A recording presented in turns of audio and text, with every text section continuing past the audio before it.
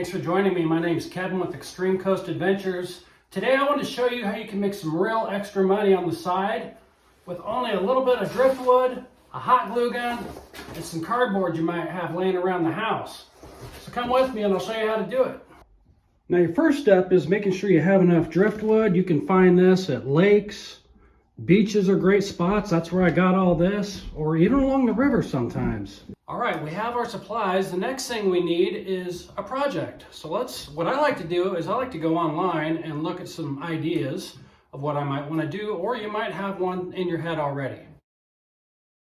All right, great. So now that I got a template, something to work with, what I'm going to do is set my phone down right there next to my cardboard, and I'm going to just enlarge it onto my cardboard. Now, just take your best guess when you're doing this. It's about all you can do unless you want to get in some fancy equipment. Might take you a couple tries, but for me it works out pretty good.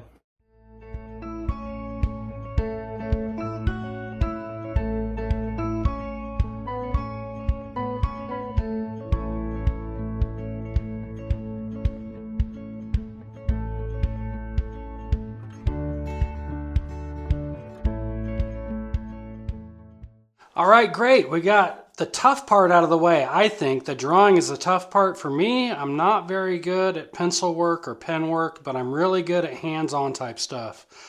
And you don't worry about getting that too perfect. It doesn't matter. You just need a rough outline, because once you start putting the pieces in there, you'll start adjusting them as you see fit, and as it just kind of comes together on its own. The wood will actually tell you what to do as you start placing it in there. So let's go ahead and move on, get our glue gun ready, and get ready to do this. Oh, you might need a small saw or something to cut your little pieces with. I didn't mention that, but a hand saw, a lot of them you can just break.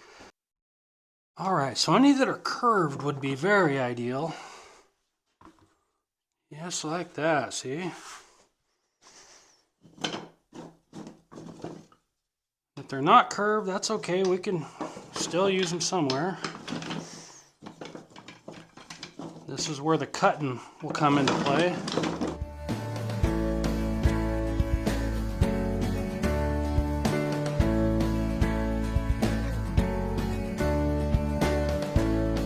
All right, and don't forget to cut your pattern out like me, because that made it incredibly hard once I had these glued in. Matter of fact, I even had a piece come loose from wrestling around with it too much, so don't be a dummy. Cut your pattern out first.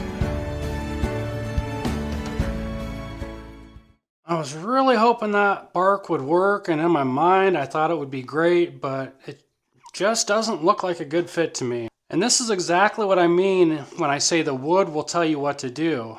Just because I think something will work in my mind doesn't mean it's going to look great.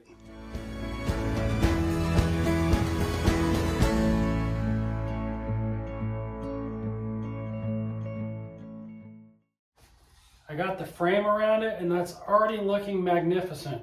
As a matter of fact, if you wanted to, you could paint this or do anything you want, which I might, or you could fill it in with driftwood, which is probably what I'm going to do next.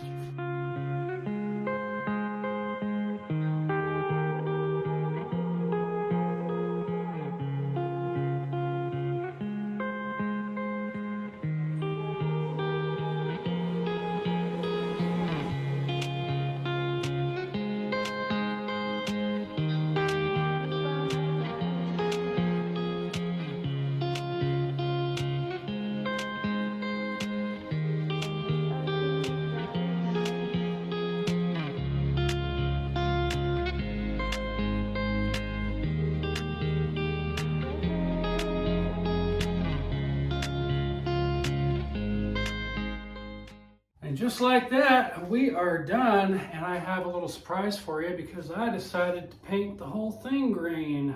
But I think it turned out pretty cool, and my mom loves turtles, so I know she's gonna love it. I don't normally paint driftwood, but just something about being a turtle, I had to do it. That's completely up to you. As far as this one goes, I think it looks awesome green. And I hope you learned something. If you can get driftwood for free, grab it, get a few tools, and start doing some projects. Whether you want to give them away to friends and family, or you can make a few bucks on the side. I mean, this one here, I could get 30, 40 bucks out of all day long. Yeah, so if you're into gold panning, gold prospecting, that type of stuff, check out my main channel. That is Gold Hunter 77. I'm sure you'll love it. Thanks for watching. We'll see you next time.